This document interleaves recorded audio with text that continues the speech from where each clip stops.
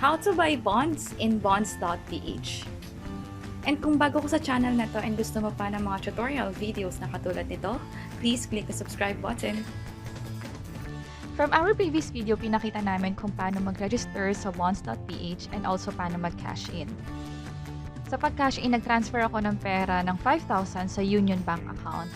And after ko mag-transfer, medyo natagalan siyang mag-reflect dito sa app or sa balance ko sa Bonds.ph.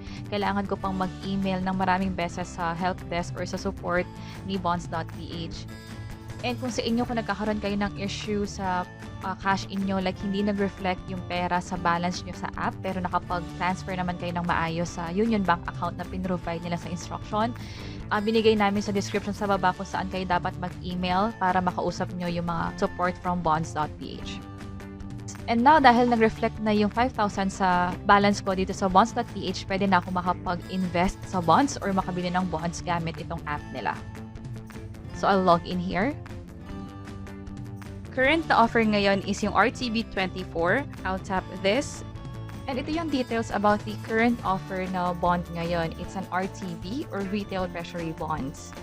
So, sa kada bond offer, nagbabago-bago yung details na ina-offer dito.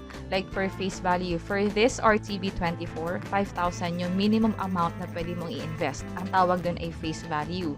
Yung remaining tenor naman or yung maturity nito bago mabalik sa iyo yung pera is after 1,826 days pa, which is 5 years. Kung titingnan nyo dito sa baba, yung issuance date ay August 12, 2020. Yung maturity naman, again, kung kailan babalik sa iyo yung perang pinuhunan mo or in-invest mo is on August 12, 2025.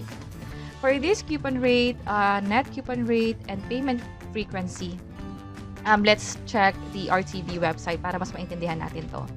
So, ito yung current offer na bond ngayon na with 2.625% interest rate. Ibig sabihin, pag binalik sa atin yung in-invest natin, may dagdag siya na 2.6%. So, meron ditong calculator and itry natin siyang i-calculate. By the way, ang bonds, katulad ng interest rate na to especially, bagay to sa mga taong tinatabi yung pera sa savings account nila or gusto nila na nasa time deposit yung pera nila para kahit paano, hindi naman nila nagagalaw yung pera pero gusto nila is lumago or mag-grow yung pera nila compared sa actual value nito. So, compared sa time deposit, mas mataas yung sa bonds. Pero sa mga tao na ang gusto is masyadong mataas yung earnings pero mataas din yung risk na involved, possible na hindi nyo magustuhan yung ganitong interest rate. So, ngayon, ang current na offer, ang tawag is Progreso Bonds. So, kung ang mag-invest tayo ng 5,000 pesos, and I'll click this calculate. For bonds, ang tinubo ng pera mo after 5 years is 525 pesos.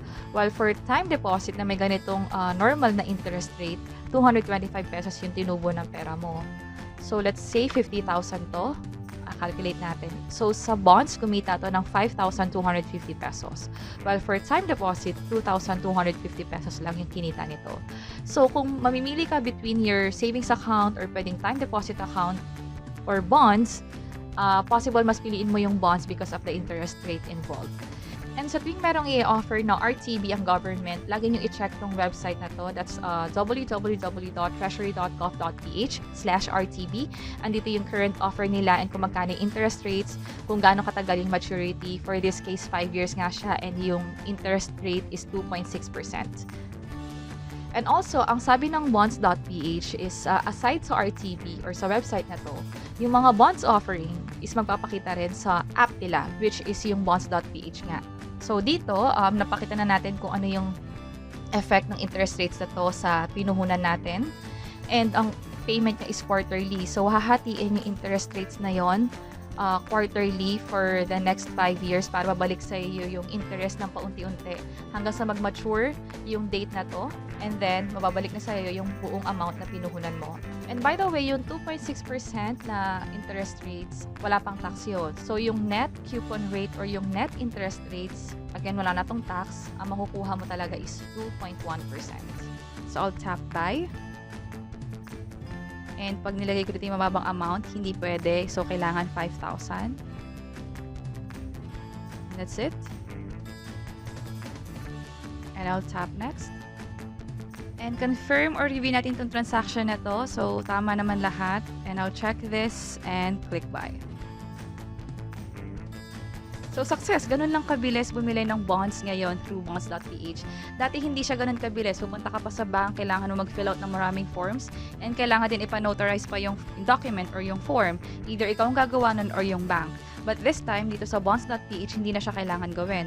Online lang, pwede ka na makabili ng bonds and makatulong din sa government natin kasi yung pera mo kukuha from bonds is magagamit sa projects para sa bansa natin. And I'll go back to dashboard. So, punta ako sa My Orders and andito pa lang siya, awaiting settlements. So, hihintay natin mag-update to and mag-reflect dito sa list of my bonds ko. And that's it. Sana nakatulong tong video na to. Please let us know by clicking the like button. And sa next video namin, ipapakita namin kung ano yung next na nangyari. Kung nagkaroon ba ng kahit anong issue or naging successful ba yung pag-invest namin dito sa Bonds.ph. And we will publish that video very soon. In the meantime, while waiting for that video, you may check our other videos about Bonds.ph and other videos about easy investment options. And these will look from Invest Library. We invest, we share, we decide. See you in our next video. Bye-bye.